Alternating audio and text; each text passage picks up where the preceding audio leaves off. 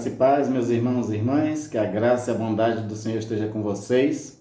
Como eu falei no domingo passado, hoje nós vamos ter uma aula especial, é uma única aula, não vai fazer parte de uma série. Semana que vem nós iniciaremos uma nova série, mas hoje é uma aula especial por conta do dia de ontem. Ontem foi 31 de outubro e as igrejas históricas, igrejas reformadas no mundo inteiro comemoram o dia da Reforma Protestante, a qual aconteceu lá no século XVI, em 1517, quando Lutero ele fixa na porta da igreja de Wittenberg 95 teses que vai ser as teses que vai iniciar. É todo um processo que ainda vai acontecer, mas inicia-se ali, dia 31 de outubro de 1517, aquilo que vai ser chamado de a Reforma Protestante, que revolucionou o mundo naquele período. Não foi só uma revolução religiosa, houve também consequências para a economia, para a política. A Reforma Protestante ela trouxe muitos benefícios para o mundo ocidental, onde foi adotada, tanto que existem muitos livros de história, outros livros que analisam a questão política, questões econômicas, e fala dessa importância da Reforma Protestante para um novo início. É aquilo que no alemão é chamado de Zeitgeist. Houve todo um movimento de um espírito de época que mudou a forma de pensar das pessoas. Se nós tirarmos a Reforma Protestante da história, se ela não tivesse ocorrido, possivelmente nós estivéssemos em situações... É difícil prever, é difícil de imaginar. Mas talvez nós estivéssemos na obscuridade ainda, sob um domínio de uma única igreja que ditava todas as suas regras, todas as suas normas, regia politicamente o mundo também. Então, de fato, a reforma trouxe uma mudança de paradigma, de pensamento e de uma forma de se viver e principalmente de se viver a fé. E é o que nos interessa estudar nessa lição. Hoje nós vamos abordar aquilo que seria os temas principais que ocasionaram a Reforma Protestante à luz das Sagradas Escrituras. Então, a intenção não é falar sobre a história da Reforma. A intenção é a gente pensar alguns textos bíblicos que deram a base para a Reforma Protestante acontecer. É claro que esses pontos que nós vamos falar aqui, ele foi sendo trabalhado ao longo do tempo. Se nós, por exemplo, formos pegar os escritos dos reformadores, como Lutero, Calvino, Zwinglio e tantos outros mais, nós vamos encontrar em todos eles esses temas e mais tarde alguém vai sistematizar esse tema e chamá-lo de solas da Reforma, que são 5 solas da Reforma. A palavra sola vem do latim que quer dizer somente. E aí nós vamos entender o porquê da palavra somente ao decorrer desse estudo. Então, acompanhe os textos que eu vou estar lendo e nós vamos estar refletindo, à luz da palavra de Deus, sobre cada um desses solas e ver por que se tornou a base dessa revolução religiosa, que também, como falei, teve repercussão política, teve repercussão até filosófica, porque a Reforma Protestante, ela deu também bases para uma certa liberdade de consciência, liberdade de pensamentos, que faz surgir depois o empirismo, o iluminismo, as ciências modernas. Tudo isso começou ali na Reforma Protestante. Então, para nós iniciarmos, o texto que vamos ler é de 2 Timóteo 3, 16 e 17. Aqui eu errei, está a 1 Timóteo 3, 17, mas é 2 Timóteo 3, 17, que diz o seguinte: toda a Escritura é inspirada por Deus e útil para o ensino, para a repreensão, para a correção, para a educação na justiça, a fim de que o homem de Deus seja perfeito e perfeitamente habilitado para toda boa obra. Eu quero dar ênfase para a primeira parte, que fala sobre toda a Escritura inspirada por Deus e útil para o ensino. Nós vamos ver que com esse ponto, com esse texto e com outros textos bíblicos, os reformadores eles vão reafirmar que a Escritura é inerrante e como fonte única de revelação divina escrita, única para constranger a consciência, A Bíblia sozinha ensina tudo o que é necessário para a nossa salvação do pecado e é o padrão pelo qual todo comportamento cristão deve ser avaliado. Ou seja, o que estão afirmando aqui é que só as Escrituras e a Escritura suficientemente têm tudo o que é necessário para nos conduzir na fé e na prática da nossa vida cristã, e só as Escrituras. O que eles estavam negando com essa afirmação do só as Escrituras? Estavam negando que qualquer credo, concílio ou indivíduo possa constranger a consciência de um crente, que o Espírito Santo lhe fale independentemente de ou contrariando o que está exposto na Bíblia, ou que a experiência pessoal possa ser veículo de revelação. Por quê? Durante a Idade Média, a Igreja Cristã ela perdeu de vista a suficiência das Sagradas Escrituras. E, na verdade, a gente também sabe que a Sagrada Escritura, naquele período da Idade Média, ela também não era acessível. Ainda não tinha vindo o advento da imprensa, né, de poder publicar livros. Então, todos os livros ali eram manuais, eles custavam ser publicados, custava caro ser produzido, então realmente não existia acesso. E aí o que concorria com a Sagrada Escritura? Experiência pessoal, aquilo que era decidido nos credos e nos concílios católicos, o que o Papa e o que os padres ou clérigos diziam, essas coisas concorriam com as Sagradas Escrituras. Sabe-se historicamente que até muitos padres também não tinham muito acesso às Sagradas Escrituras. E ao longo da história, a igreja cristã, ela também se envolveu tanto com a política que ela tinha mais ênfase na questão política do que bíblica. Então, de fato, a Bíblia ela era pouco conhecida.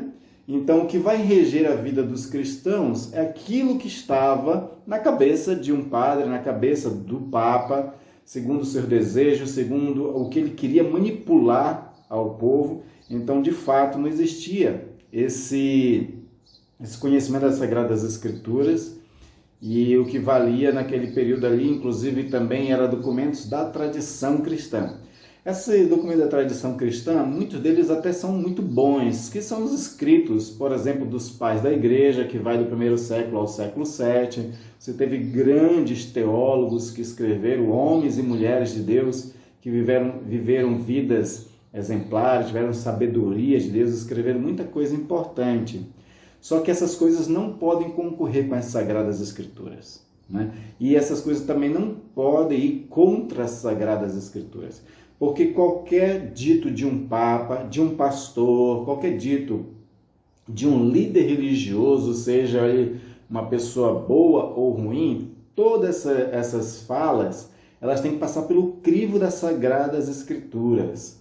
Elas não podem ser independentes das Sagradas Escrituras, ela não pode ser uma nova revelação. Paulo condena lá em Gálatas, inclusive, que qualquer nova revelação que fosse dada, qualquer outro evangelho que fosse dado, fosse considerado anátema ou maldito, né? Então, nada pode concorrer às Sagradas Escrituras. Se um homem de Deus, uma mulher de Deus, escreveu alguma coisa que seja embasado nas Sagradas Escrituras, confirmado pelas Sagradas Escrituras, ou mesmo seja inspirado, né, pelas Sagradas Escrituras, mas que não seja uma nova revelação, que não seja uma nova prática de fé, que não traga uma coisa nova fora daquilo que as próprias Escrituras já dizia para cada um de nós. Então eles resgatam as Sagradas Escrituras, porque a verdade é que muitas das coisas que foram ditas, muitos escritos também, principalmente dos papas, ia contra as Sagradas Escrituras a respeito da salvação. Muito dos escritos deles a respeito da salvação fugia às Sagradas Escrituras. E aí nós vamos ver que coisas são essas no decorrer, né? Vamos agora para o só a graça de Deus, o sola gratia, como é dito em latim, baseado em Efésios 2, do versículo 8 e 9, um texto bem conhecido, onde diz: porque pela graça sois salvos mediante a fé, e isso não vem de vós, é dom de Deus, não de obras, para que ninguém se glorie. O só a graça de Deus está reafirmando que na salvação somos resgatados da ira de Deus unicamente pela sua graça. A obra sobrenatural do Espírito Santo é que nos leva a Cristo, soltando-nos de nossa, ou nos libertando, de nossa servidão ao pecado e erguendo-nos da morte espiritual à vida espiritual. É somente a graça de Deus é que faz isso. A graça de Deus é a única poder que salva o homem, que tira o homem de uma situação pecaminosa. O que eles estão negando com a afirmação do sua graça é que a salvação seja, em qualquer sentido, uma obra humana. Os métodos, técnicos e estratégia humana por si só não podem realizar essa transformação. A fé não é produzida pela nossa natureza não regenerada. A fé é um dom de Deus, como Paulo disse. Ela é dom de Deus, para cada um de nós. É um presente. Foi Deus que colocou a fé nos nossos corações para crermos em Cristo Jesus. Lá em Atos 16, a gente tem esse relato de uma mulher que estava próxima de Paulo, próxima de Silas, e ela ouve a palavra, e o texto está dizendo que o Espírito concedeu fé ao coração de Lídia para crer na pregação de Paulo. Foi a graça que colocou essa fé nela. Não é um ato pessoal, originário de nós mesmos. E outra questão é que, pelo fato de ser pela graça de Deus a salvação, também ela não decorre de um mérito, não decorre de alguma coisa que nós tenhamos feito para merecê-la. Eu acho que um dos melhores livros, além, claro, dos evangelhos, além de, claro, de tudo que Paulo diz, mas um dos livros que traz muito essa questão sobre méritos e graça é o livro de Jó. O livro de Jó, ele vai discutir quase que filosoficamente, mas teologicamente principalmente, o quanto realmente os nossos méritos, eles não contam para Deus nas questões de salvação. Porque Jó, ele passa por uma situação de uma vida dele, onde ele não merecia passar, digamos assim. Todo o argumento de Jó é de que ele era um homem justo, um homem santo, que fazia sacrifícios, obedecia e agradava a Deus, mas, no entanto, começou a passar por todo aquele sofrimento. E a discussão que está presente ali, de fato, é que mesmo uma pessoa merecendo, não é isso que conta para a ação de Deus nas nossas vidas. O que conta para a ação de Deus na nossa vida é graça, e graça somente. Jesus diz isso, por exemplo, quando ele fala que Deus faz nascer o seu sol sobre justos e injustos.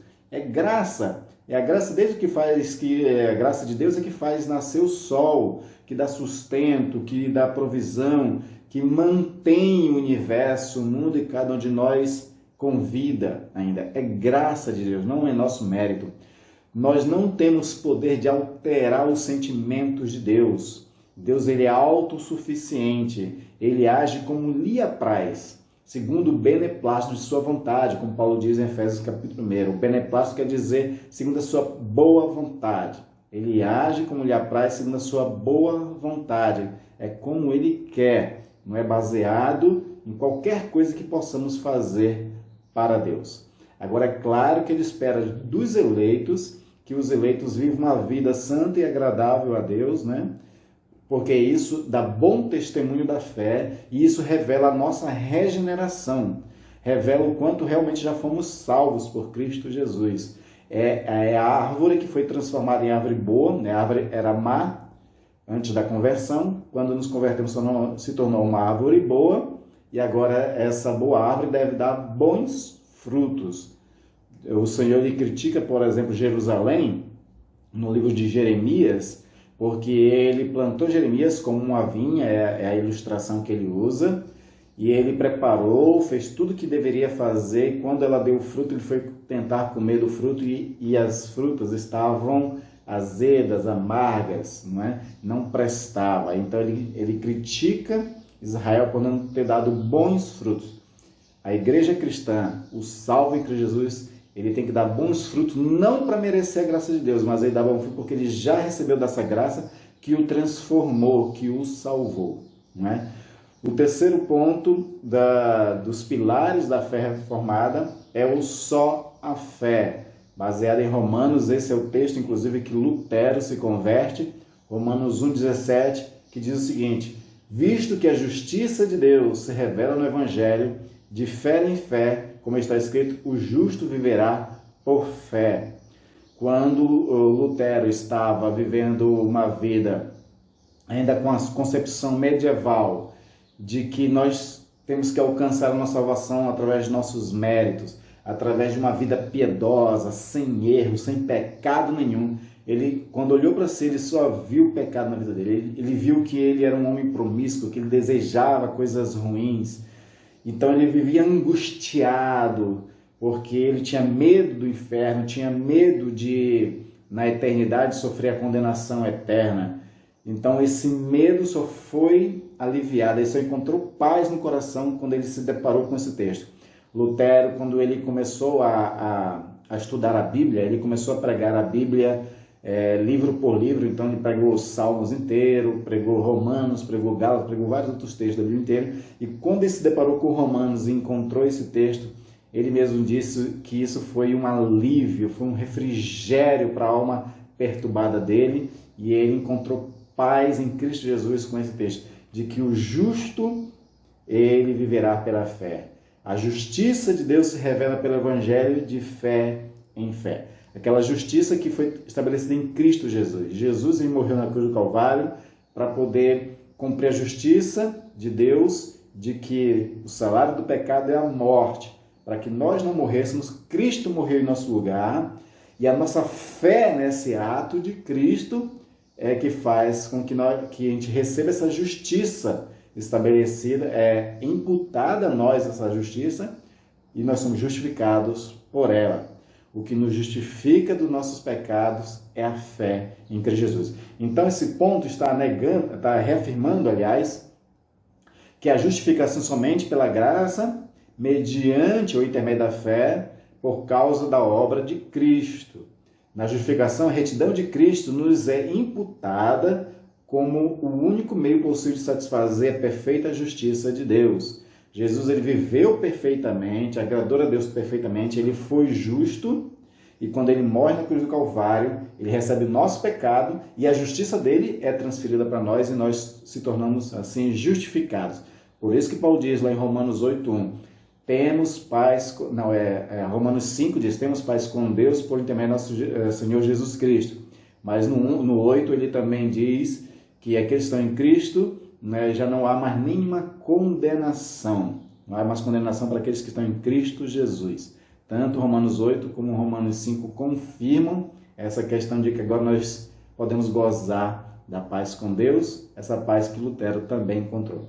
E o que esse pilar, o só, a fé, está negando, é que a justificação se baseia em qualquer mérito, como eu falei anterior, que em nós possa ser achado, ou com base numa infusão da justiça de Cristo em nós, ou que uma instituição que reivindique ser igreja, mas negue ou condene sola fide, possa ser reconhecida como igreja legítima, ou seja, eles estão negando de que uma igreja tenha mais poder do que a nossa fé em Cristo Jesus. A Igreja Católica, principalmente, ela usou daquele argumento de que o que é ligado na terra é ligado no céu, o que é desligado no céu é desligado na terra, para dizer que ela tinha poder sobre vida e morte das pessoas. Na verdade, esse poder sobre vida e morte está somente em Deus. E ele usa a igreja para também trazer consciência e trazer assim também a disciplina para aqueles que são errantes. Mas a igreja ela não tem poder de tirar a salvação de ninguém se essa pessoa tem fé em Cristo Jesus e se ela foi regenerada pelo Espírito Santo, se ela vive segundo a palavra. A igreja não tem poder nenhuma sobre essa pessoa. Então essa ilusão e essa manipulação de poder de achar, qualquer líder religioso, de que pode amaldiçoar uma pessoa ao inferno, não pode. Nós não temos esse poder, só Deus tem esse poder, e Deus ele atua conforme também a fé que ele coloca na pessoa. Ele elegeu essa pessoa, ele bota a fé nela, o Espírito Santo vem e faz a obra completa de salvação, de regeneração e tudo mais que a pessoa precisa. Se você procurar aqui no nosso canal do YouTube, uma série de estudos sobre a ordem da salvação. Nós vamos explicar todo o processo de salvação. São 9 coisas que acontecem, né? A ação de Deus para a nossa salvação. Então vale a pena você, se ainda não viu esses vídeos, dar uma olhada lá sobre, desde a eleição até a glorificação, toda a obra de Deus para nos salvar. Vale a pena você dar uma olhada. E vamos para o próximo tópico do pilar da fé reformada, que é o sola Christus, ou somente Jesus Cristo. Base em Atos, capítulo 2, versículo 12, onde diz o seguinte: e não há salvação em nenhum outro, porque abaixo do céu não existe nenhum outro nome dado entre os homens, pelo qual importa que sejamos salvos. O sola Christus traz para nós a importância de nós entendermos de que Jesus ele é o único mediador entre Deus e os homens, né? Paulo ele fala uma coisa bem interessante em 1 Timóteo 2,5, quando ele diz assim: porquanto há um só Deus e um só mediador entre Deus e os homens, Cristo Jesus, homem. Então o sola Cristo está reafirmando de que a salvação é realizada unicamente pela obra mediatória do Cristo histórico, o Cristo que se encarnou e veio à Terra, né? Sua vida sem pecado e sua expiação por si só são suficientes para a nossa justificação e reconciliação com o Pai. Sublinhe essa palavra suficiente. A obra de Cristo e Cristo somente é suficiente para a nossa salvação e para qualquer coisa. Nós não precisamos de outro mediador. Não existe ninguém que possa substituir Jesus nessa mediação. Então não existe anjos, não existe Maria, não existe mais nenhum outro recurso que substitua Cristo. É interessante nós observarmos essa questão da palavra substituição, porque um dos títulos do Papa é de que ele é o vigário geral de Cristo. A palavra vigário é uma palavra latina antiga que tinha essa conotação de substituto. É como se o Papa fosse o substituto de Cristo na Terra. O Papa não substitui Jesus na Terra. Todos os eleitos, todos os salvos em Cristo Jesus são servos de Deus. Pode ser Papa, pode ser padre, pode ser pastor, pode ser pessoas que se acham e se intitulam de apóstolo. Todos são servos de Deus. Ninguém pode se comparar a Jesus Cristo. Todos somos instrumentos de Deus e nós temos que avaliar a nossa vida diante de Deus, porque como servos que somos, nós devemos também imitar Jesus na humildade.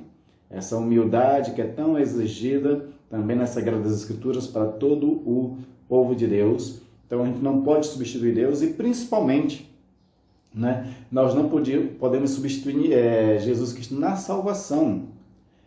Ninguém morreu pela humanidade, né? Ninguém foi na cruz morrer pela humanidade a não ser Cristo Jesus. Ninguém pagou o preço de viver uma vida totalmente justa como Jesus e depois ter morrido em prol da humanidade como Jesus Cristo morreu. Então só Ele de fato é o único mediador, o único salvador. Nós não precisamos de intermediários para chegar ao próprio Cristo. Quando Jesus morre na cruz do Calvário, simbolicamente, né, na verdade o véu se rasgou, o véu do templo se rasgou, e aquilo simbolizava de que o acesso a Deus estava agora aberto. Hebreus vai falar sobre isso, que agora existe um livre acesso, e com ousadia podemos nos colocar diante do trono da graça de Deus, né, e encontrar salvação. Esse caminho, segundo Hebreus, foi aberto por Jesus e somente por Jesus. Se Jesus abriu esse caminho, então Ele é o único e nós já temos diretamente a Ele esse acesso. A gente não precisa de intermediários. A gente não precisa da intercessão dos santos, no sentido de pessoas que já morreram, né? Nós podemos contar com a intercessão dos outros, quando a gente se reúne em oração e um intercede pelos outros. Isso a Bíblia está recomendando, mas não a intercessão de alguém que morreu, né? Porque a lógica que é defendida é de que esses que foram santos na terra, justos, quando morreram, eles alcançaram status favorável diante de Deus, lá eles podem interceder por nós. Na verdade, isso não existe, não está nas Sagradas Escrituras. Como nós falamos logo no começo, solas Escrituras também traz essa ênfase de que a gente só pode acreditar naquilo que as Sagradas Escrituras dizem. Qualquer outro ensino fora daquela realidade lá não é bíblico, não tem plausibilidade, né? Então não vale a pena a gente seguir. Vamos seguir aqui que está nas Sagradas Escrituras. A Sagrada Escritura ela é toda, né? A palavra é toda inspirada, útil para nós, e Jesus Cristo, ele é o único mediador, o único que morreu na cruz do Calvário, o único que foi justo e o único que abriu o caminho para que nós tivéssemos acesso a Deus, a tal ponto de que, por conta desse sacrifício de Cristo também, ele fez com que nós sejamos um reino de sacerdotes. Todos nós somos sacerdotes em Cristo Jesus, que é uma das coisas que os teólogos da Reforma também defenderam o sacerdócio universal de todos os crentes, estabelecido através de Cristo Jesus. Então nós temos esse livre acesso a Deus. Para que a gente precisa de padres? Para que a gente precisa de pastores? Para que precisamos de mestres? Porque existem diversos dons na igreja. E alguns recebem os dons, como Paulo fala lá em Efésios, capítulo 4, versículo 11 e 12, né? Alguns recebem dons para ser mestre, evangelistas, pastores. Então, a necessidade de padres, pastores, mestres que ensinem a palavra é que essas pessoas têm o dom de trazer para nós o conhecimento e interpretar as Sagradas Escrituras para edificação do povo de Deus. Então, existe necessidade dessas pessoas. Mas, enquanto a orar diretamente a Deus, todos nós podemos fazer essa oração direta ao Senhor, porque o acesso já está livre. Amém? E se você ora com fé, se você ora com perseverança, o Senhor atende. O Senhor mesmo disse, aquele que buscar, achará, aquele que bater, lhe abrir-se-á a porta, aquele que pedir, dar-se-vos-á. Então, a perseverança em oração e fé, uma fé que traz a bênção do Senhor para nossas vidas. E por último, o último pilar da Reforma Protestante é chamado de soli Deo Gloria, ou a glória somente a Deus, só a Deus a glória, né? Que está baseado em 1 Coríntios 10, 31, que diz, portanto, quer comais, quer bebais ou façais outra coisa qualquer, fazei tudo para a glória de Deus. Um dos documentos importantes da nossa tradição reformada são as confissões de fé de Westminster. Aí tem o breve catecismo, o catecismo maior, e no breve catecismo ele é formulado em forma de perguntas e respostas. A primeira pergunta do breve catecismo pergunta o seguinte, qual é a finalidade do ser humano? Para que nós existimos aqui? E a resposta que ele mesmo dá é o seguinte, a nossa finalidade é a glória de Deus somente. Nós estamos aqui para glorificar a Deus. Nós somos uma manifestação da própria glória de Deus e nós temos que glorificar a Deus com nossos lábios e com nossa vida e somente a Ele. Se você vai nas Sagradas Escrituras, é muito claro que Deus ele tem ciúme da sua glória, Ele não empresta a sua glória para ninguém. Qualquer um que tome ou tente tomar a glória de Deus para si é comparado a Satanás. Foi Satanás em que quis se comparar a Deus. O primeiro pecado também dos nossos pais, Adão e Eva, foi também querer se comparar a Deus, porque o fruto da árvore do conhecimento, segundo Satanás, na segunda serpente, ensinou a Eva dizendo o seguinte, se comer desse fruto, serás como Deus. E aí veio a maldição, veio o pecado e a maldição sobre os seres humanos por conta de querer se igualar a Deus, querer tomar glória para si. A glória é somente para Deus. Ninguém deve ser glorificado no lugar de Deus. Nós não devemos criar outros ídolos. E nós vivemos um tempo bem difícil porque o ser humano, por conta própria, ele é tendencioso a sempre criar ídolos. Então, de vez em quando, nós admiramos outras pessoas, às vezes idolatramos pessoas, às vezes idolatramos coisas, inclusive, E como é que você sabe que você idolatra uma pessoa ou uma coisa? É quando aquilo controla a sua vida, controla os seus pensamentos, quando você começa a defender aquilo até de forma irracional. Quando você começa a defender de forma irracional alguém ou alguma coisa, isso já é um ídolo na sua vida. Então nós temos que cuidar muito para, de vez em quando, analisando, será que eu não estou idolatrando uma pessoa? Será que eu não estou idolatrando uma coisa? O Senhor somente, o soberano Senhor, é quem domina as nossas vidas. Então o Sol deu glória é justamente isso, para negar, por exemplo, de que fosse prestado culto a santo, culto a estátuas, a qualquer outro tipo de coisa. E o Sol deu glória reafirma que, como a salvação é de Deus e realizada por Deus, ela é para a glória de Deus e devemos glorificá-los sempre. Devemos viver nossa vida inteira perante a face de Deus, sob a autoridade de Deus e para a sua glória somente. Essa reafirmação é muito importante para que nós venhamos estar sempre nos lembrando de que nós temos que render glória ao Senhor, com os nossos lábios em adoração, mas também com a nossa vida. A nossa vida, principalmente, ela deve glorificar Deus. Nós temos que ter ações nas nossas vidas que façam que as pessoas, ao olharem, glorifiquem a Deus por nosso intermédio, como a vida de Jesus. Tudo que Jesus fazia, aquilo redundava em glória para Deus. Existia uma certa admiração das pessoas para a obra de Cristo, e eles reconheceram que era Deus agindo completamente na pessoa de Jesus. Nós temos que viver um tipo de vida que as pessoas observem e dizem assim: esses são crentes, esse é um povo de Deus, esse é um povo transformado por Deus, é um povo dirigido por Deus, é um povo que atua segundo a palavra de Deus. Quando estão reconhecendo isso, isso está glorificando a Deus, está honrando o nome do Senhor. Por outro lado, quando desobedecemos a palavra, quando vivemos de um jeito que é escândalo, que é mau testemunho, quando a gente diz coisas que não convêm a um santo, isso envergonha Deus, isso não traz a glória para Deus.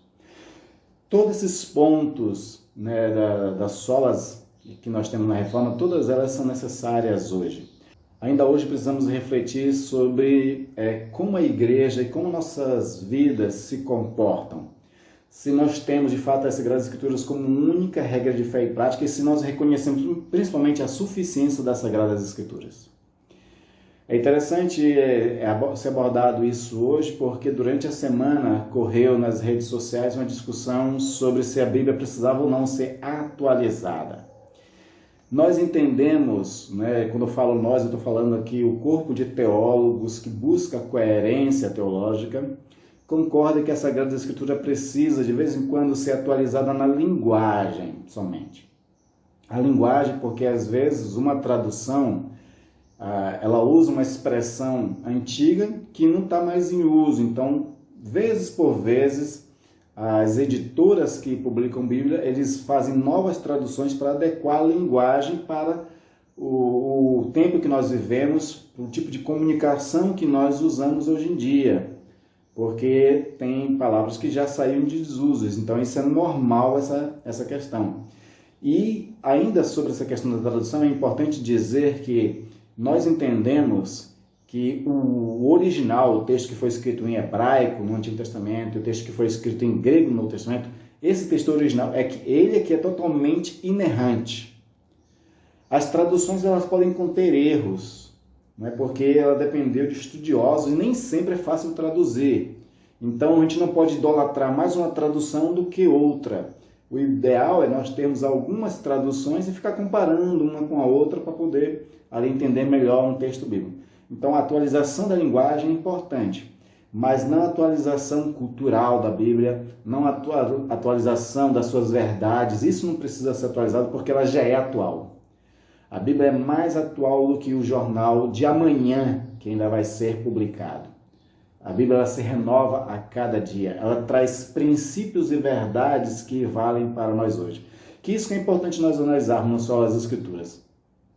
As Sagradas Escrituras, pessoalmente você tem no Evangelho, ali o Sermão do Monte e outros momentos também, ela está preocupada em não trazer regras para as nossas vidas que está datada no tempo. Não, ela está preocupada em trazer princípios. Esses princípios são ad eternos. Esses princípios valem para qualquer temporalidade. Então, quando a gente estuda, por exemplo, o Sermão do Monte, que é a ênfase que eu quero dar, tudo aquilo que Jesus disse no Sermão do Monte vale para todas as temporalidades. E Jesus está trazendo o reino de Deus, que é um reino atemporal. Então ele não fica velho, ela não tem prazo de validade, aquelas verdades de Jesus, ela serve para todos os tempos, né? Então essa questão de uma atualização da Sagrada Escritura, se for na linguagem, tudo bem, mas se for nas suas verdades, se for uma atualização cultural, né? Isso aí a gente tem que ter muito cuidado, porque na verdade a gente pode estar deturpando a palavra de Deus. Temos que ter muito cuidado com isso. Também analisar sobre a questão do sola fide, somente a fé. Nós vivemos um tempo no mundo inteiro em que o legalismo tem aumentado.